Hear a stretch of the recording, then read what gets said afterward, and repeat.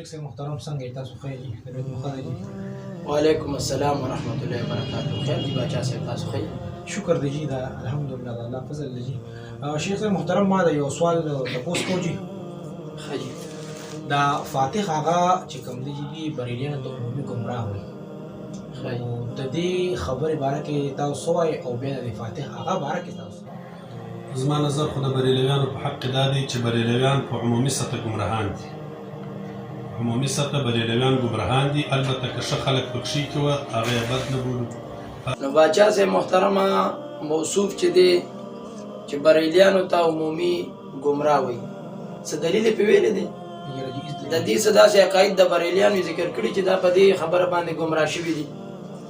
نو چې نه دي ښودلې نو داسې د امام اعظم ابو حنیفه رحمت الله علیه زوی خو نه دی چې د سر داسې یو مهر دی چې چاته دی وایي چې دا اهل سنت دی او دا غیر اهل سنت دی، یعنی مقبوله مقبولن او مردوده مردودن. د ده قول ته اعتبار نشته چې دا ګمراه دی او دا غیر ګمراه دی. پکار خو دته و چې دوی بریلیان ګمراه دي، د دې دا عقاید دي، د نظریات دي او دا د قرآن او د حدیث او د فقه حنفي خلاف دي. نو بیا به خبره مونږ منلې وه چې یا واقع داسې دي.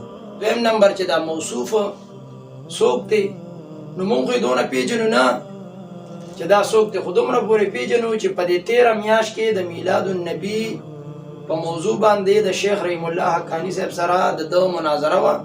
دی د خپل علاقې نه پېښور ته راغی او دی په یو مسجد کې ناست یو هغه راغلی و د دی په مدرسه د شیخ غلام حضرت صاحب مدرسې ته ورپسې راغلو.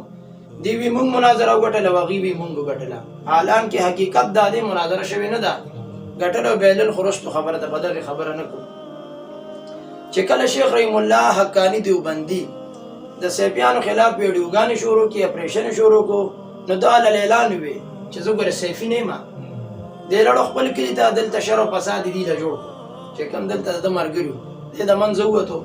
چې کله هغه بیا وي دا جدید بریلیان دي او په دې باندې کلیپونه ویډیوګانې اپریشن شروع کړو، نو د هلته نه وي چې زه بریلی م نه یم. نو دا دې چې کوم په نهج او په کوم طریقه روان دی دا موصوف کیدای شي څو ورځې پس وي دی وایي زه حنفي م نه یم، زه مسلمان یم. نو کیدای شي که دا په کوم دغه چې روان دی چې بریلیانو ته عمومي ګمراه وي، کیدای شي دی وایي زه انسان هم نه یم. دی خو په رستو روان دی، هغه څه وایي چې په کوم ځای کې راګیرېږي د هغې نه رستو تښتي. دونه پورې مونږ پېژنو، نور حقیقت یې راته نه دی معلوم چې دا څوک دی، د کوم ځای دی، کومه مدرسه کې پاتې کېږي او کوم رښتیا وایي او کوم دروغ وي. نو په ویډیو خو دغه د ښکاره دروغ ویلي چې د ده په میډیا دغه ښکاره دروغ دی، نو دننه مجلسونه به هغه الله ته پته ده چې د ده په څه دروغو باندې به هغه مشتمل وي.